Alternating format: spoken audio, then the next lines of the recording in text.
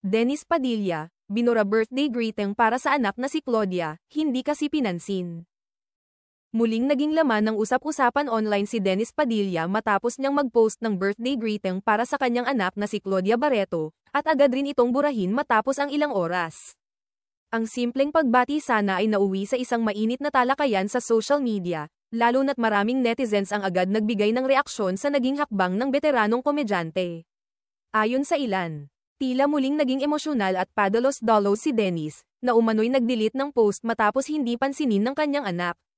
Sa Twitter, dating X, may mga nagsabing, mukhang hindi pinansin ni Claudia yung greeting kaya nagdamdam na naman si Dennis. Isa pa ang nagkomento ng, ang mga ganitong klaseng ama, parang paulit-ulit ang pattern.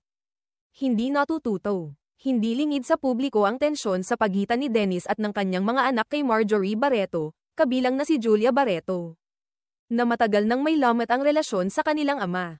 Sa kabila ng ilang pagtatangkang ayusin ang samahan, tila hindi pa rin tuluyang naayos ang kanilang ugnayan.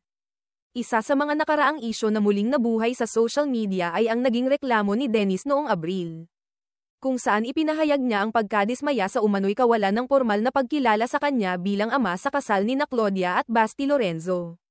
Marami ang nagsabing hindi na dapat ipinangalandakan ni Dennis ang ganitong personal na hinaing sa publiko.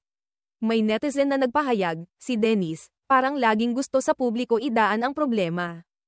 Ang masakit, parang laging lumalabas na masama ang mga anak niya. May isa pang nagsabi, nakakaawa siya bilang ama, pero sa totoo lang, nakakapagod na rin siyang unawain. Sa kabila ng mga nangyari, nanatiling tahimik ang kampo ni Claudia. Wala ring pahayag ang dalaga ukol sa tinanggal na post ng kanyang ama. Hindi malinaw kung hindi nga ba ito napansin o sadyang hindi na lang pinatulan. Ayon sa ilang tagamasid sa showbiz, tila isang cycle na ang ganitong pag-uugali ni Dennis, pagpapakita ng effort sa publiko, ngunit kapag tila hindi nabigyan ng reaksyon, ay biglang nagkakaroon ng sama ng loob at pagtatampo.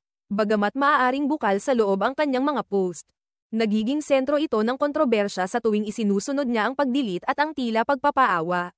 Mula noon hanggang ngayon, isa pa rin sa pangunahing isyu sa kanilang pamilya ang kawalan ng maayos na komunikasyon. Hindi man eksaktong alam ng publiko ang buong istorya sa likod ng kanilang tampuhan. Marami pa rin ang naniniwalang mahalaga ang personal na pag-uusap kaysa sa pagpapahayag ng damdamin sa social media.